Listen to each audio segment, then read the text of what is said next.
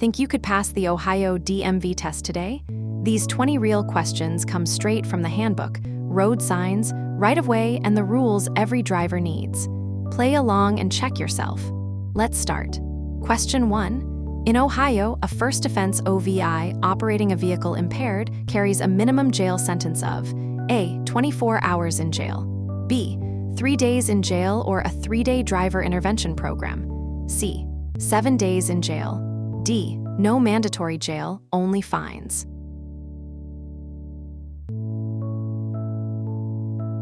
The correct answer is B. Ohio's first offense OVI requires a minimum of 3 days, 72 hours, in jail or completion of a 3-day driver intervention program, DIP, as an alternative. Additional penalties include a fine of $375 $1,075, a 90-day to 3-year license suspension, and 6 points on your driving record. Question 2. What is mind wandering in the context of driving distraction? A. Only occurs when tired. B.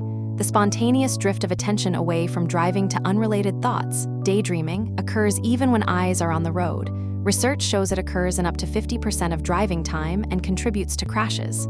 C. Only occurs during monotonous highway driving. D. A sign of dangerous impairment requiring immediate stopping.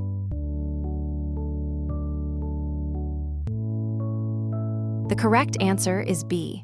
Mind wandering, spontaneous attention drift, is thought about anything other than driving common during familiar routes. Unlike external distractions, it is internal and often unnoticed. Research shows it occurs frequently and correlates with reduced hazard detection. Question 3.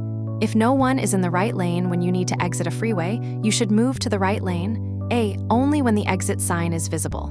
B. Well before your exit, not at the last moment. C. At the last moment to avoid blocking others. D. From any lane as you approach the exit.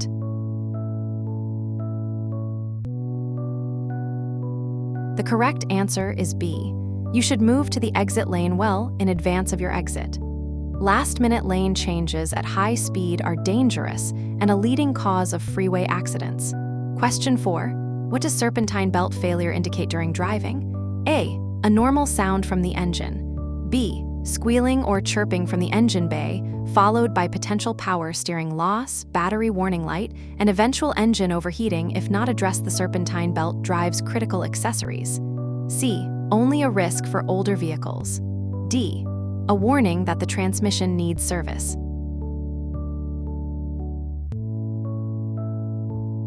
The correct answer is B. The serpentine belt drives the alternator, power steering pump, air conditioning, and water pump. A failing belt may squeal or squeak. If it breaks, power steering is lost instantly, battery stops charging, and eventually the engine overheats. Pull over safely. Question 5.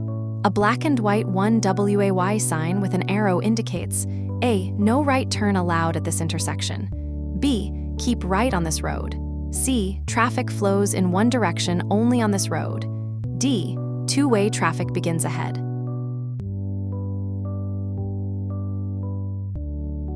The correct answer is C. One-way signs indicate that traffic moves in only one direction on that road. Always travel in the direction the arrow points and watch for pedestrians and cyclists.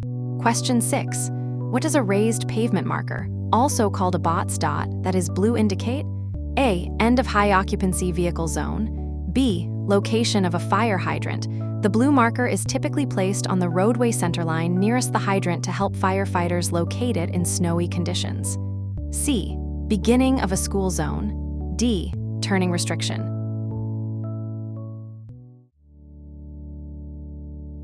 The correct answer is B. Blue raised pavement markers, BOTS dots, placed in the roadway mark the location of fire hydrants, typically on the center line or roadway near the hydrant. This helps firefighters quickly locate hydrants when streets are covered with snow. Question 7. The DMV vision test checks your A. Only the ability to read signs, B. Only distance vision, C. Only peripheral vision, D. Distance vision, peripheral vision, and color recognition.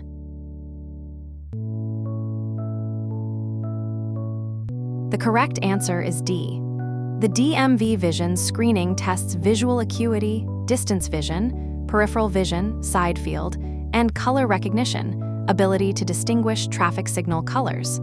All three are important for safe driving. Question 8. When entering a tunnel during the day, you should A. Only switch on lights if the tunnel is very long. B. Turn on headlights before entering. Going from bright daylight to darkness reduces your vision temporarily, and other drivers inside need to see you. C. Maintain speed. Your eyes will adapt quickly. D. Use hazard lights inside the tunnel.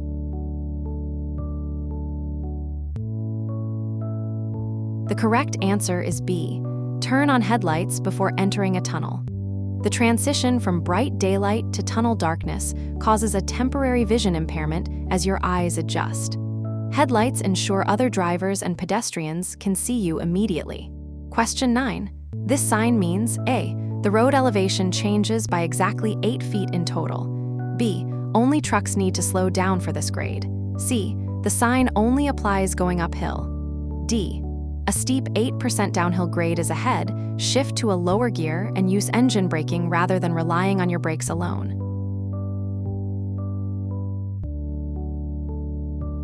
The correct answer is D. An 8% grade sign warns of a steep descent where relying only on brakes can cause them to overheat and fade. Shifting to a lower gear lets the engine help control speed. Question 10. It is generally not safe to back your vehicle. A. In a parking lot. B. For a long distance or around corners. C. Into your own driveway. D. When other vehicles are not present.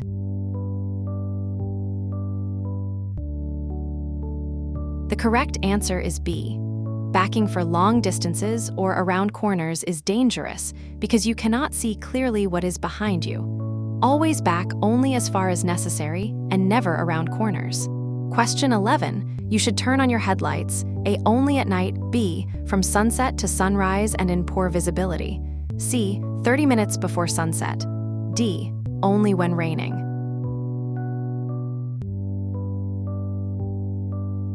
The correct answer is B. Use headlights from sunset to sunrise and whenever visibility is reduced due to weather or other conditions. Question 12. Before changing lanes, you should A. Signal, check your mirrors, and proceed. B. Signal, check mirrors, look over your shoulder to check your blind spot, then change lanes smoothly when safe. C. Only check your driver's side mirror since the passenger side is difficult to see. D. Change first, signal after. Signaling in advance alerts tailgaters to your position.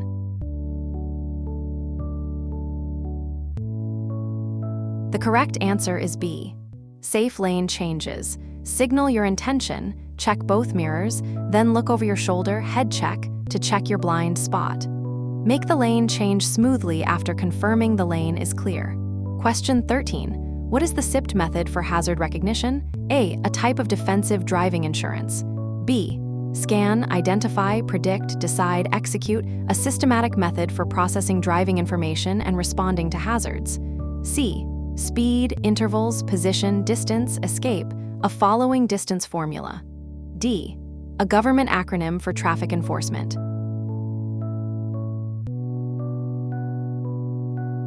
The correct answer is B. SIPT. Scan, sweep eyes 12-15 seconds ahead. Right arrow identify potential hazards. Right arrow predict likely outcomes. Right arrow decide best response. Right arrow execute smooth maneuver. This systematic process prevents surprise reactions and improves hazard response time. Question 14. Why is it a bad habit to rest your left foot on the clutch pedal manual transmission or your right foot lightly on the brake pedal while driving normally? A. It has no effect on the vehicle at all. B. Constant light pressure causes premature wear on the clutch or brakes, and on the brake pedal, it can also illuminate your brake lights and confuse drivers behind you. C. It improves fuel economy significantly. D. It's required for proper posture while driving.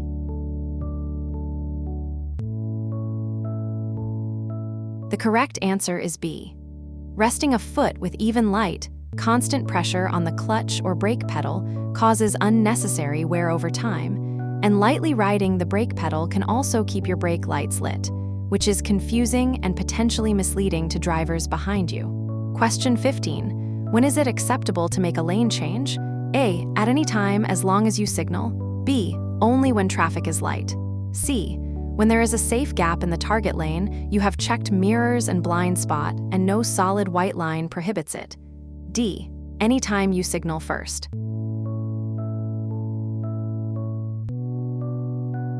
The correct answer is C. Safe lane changes require a safe gap in the target lane, clear mirrors and blind spot check, proper signaling, and no solid white line or road marking that prohibits the change. Question 16. If the acceleration lane onto a freeway is too short to reach highway speed safely, what should you do? A. Come to a full stop at the end of the lane and wait for an opening. B. Use the available lane length to accelerate as much as possible and merge into the nearest safe gap, signaling your intent. C. Merge at a much slower speed than traffic and let others adjust to you. D. Reverse back to the ramp and try again.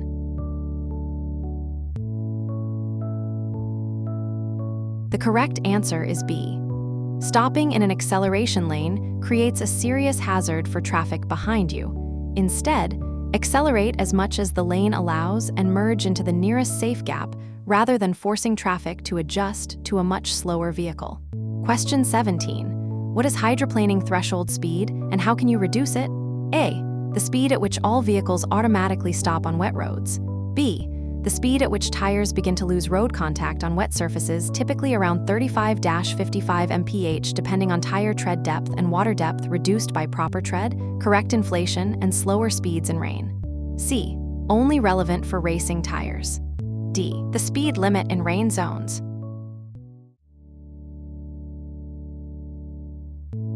The correct answer is B. Hydroplaning begins at lower speeds as tire tread wears less water channeling capacity.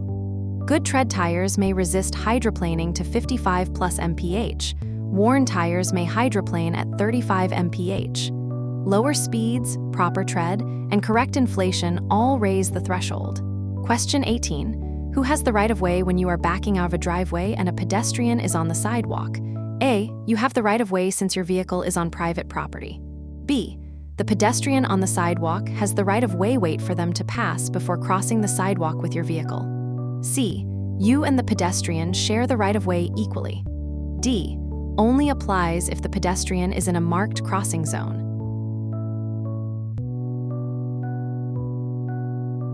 The correct answer is B. Pedestrians on sidewalks always have the right-of-way over vehicles crossing the sidewalk from driveways or parking lots. Wait for pedestrians to pass before crossing the sidewalk. Question 19. A flashing yellow light at a railroad crossing, separate from a traffic signal, means A. The crossing is clear, proceed at normal speed. B. A train is approaching, slow down, prepare to stop if a train appears or if the gates begin to lower. C. The crossing lights are malfunctioning. D. Railroad workers are present.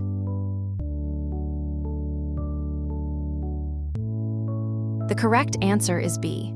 Flashing yellow warning lights at a railroad crossing, advance warning signal, indicate a train may be approaching. Slow down significantly, be prepared to stop, and never attempt to beat a train. Trains can take a mile to stop. Question 20. This sign means A. You may pass on either side of the obstruction. B. The sign indicates a mandatory left turn ahead. C. This marks the start of a left-only lane. D. Pass to the left side of the obstruction, island, or median ahead, following the direction of the arrow.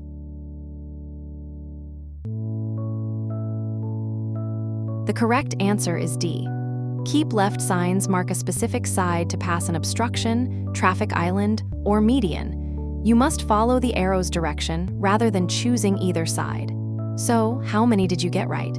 Keep practicing with thousands of free Ohio questions on DMV Prep.